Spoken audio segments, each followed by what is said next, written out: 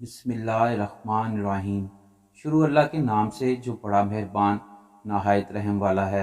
अस्सलामु अलैकुम। कुरान पाक की सूरह गाशिया में अल्लाह पाक इरशाद फरमाता है कि ये लोग ऊँटों को नहीं देखते कि उन्हें कैसे पैदा किया गया और आसमान कैसे बुलंद किया और पहाड़ों को उन्हें कैसे गाड़ा गया और ज़मीन को कैसे बिछाया गया। यहाँ पर गौर तलब बात यह है कि हर चीज़ से पहले ऊँट की खलकत को क्यों मुंतखब किया गया। इस सिलसिले में मुफस्सिरीन ने बहुत कुछ तहरीर किया है, लेकिन ये चीज़ वाज़ेह है कि इब्तिदा में रूए ज़मीन सुखन मक्का के अरबों की तरफ था, जिनकी ज़िंदगी के बहुत से काम ऊँट से वाबस्ता थे। दोस्तों, आज की वीडियो बनाने का मकसद ये है कि क्या फिर अल्लाह ताला ने इनका जिक्र मिसाल के तौर पर क्यों किया। ऊँट के अरबी मायने खूबसूरत के होते हैं।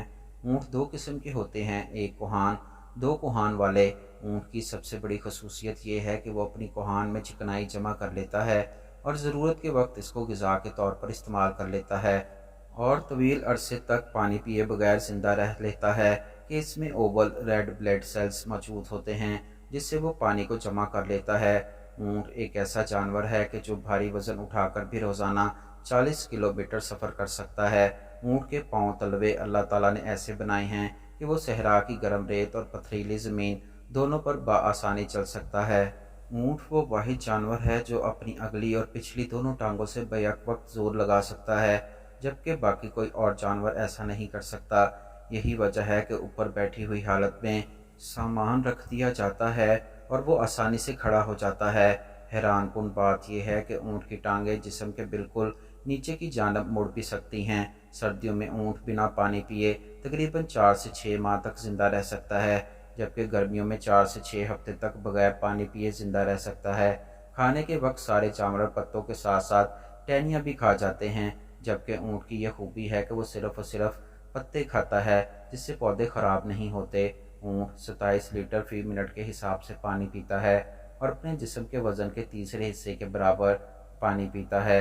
ये एक वक्त में 106 लीटर पानी पी जाता है। ऊँट के कानों के अंदरूनी हिस्सों में बालों के गुच्छे रेत अंदर जाने नहीं देते। ऊँट की खोपड़ी के आगे की हड्डी ऊँट के आगे छज्जे का काम करती है, जिसकी वजह से आंखें हमेशा साए में रहती हैं। इसकी लंबी पलकों की वजह से सहरा में भी ऊँट की आंखों में रेत जाने के इम्कानात बहुत कम हो जाते हैं। इनकी आंखों के अंदर एक बारीक और शफाफ झिल्ली होती है जो रेत के तूफान में आंख को मुकम्मल तौर पर ढांप लेती है। ऊँट के दांत मुसलसल बढ़ते रहते हैं, इसलिए वो उन्हें मुसलसल रगड़ता रहता है। हैरानी की बात यह है कि पैदाइश के वक्त ऊँट के बच्चे की कोहान नहीं होती। जैसे जैसे बच्चा बड़ा होता है तो कोहान आना शुरू हो जाती है। ऊँट के पेशाब को मुख्तलिफ बीमारियों के इलाज में इस्तेमाल किया जाता है। एक दफ़ा जहाँ से पानी पी ले वो जगह ज़िंदगी भर नहीं भूल पाता और पानी के आसार को दूर से ही महसूस कर लेता है। ऊँट को चौपायों का सूफी कहा जाता है कि वो खाने पीने में नखरे नहीं करता, जो रूखा सूखा मिले खा लेता है। दोस्तों, यहाँ काबिल ज़िक्र बात यह है कि ऊँट को एक ऐसी बीमारी लगती है जिसके इलाज के लिए इसे शाम को खाना पड़ता है। इस बीमारी का नाम हयाम है। ये बीमारी लगते ही ऊँट खाना पीना छोड़ देता है और मरने तक मशरिक़ से मगरिब तक सूरज को ही देखता रहता है।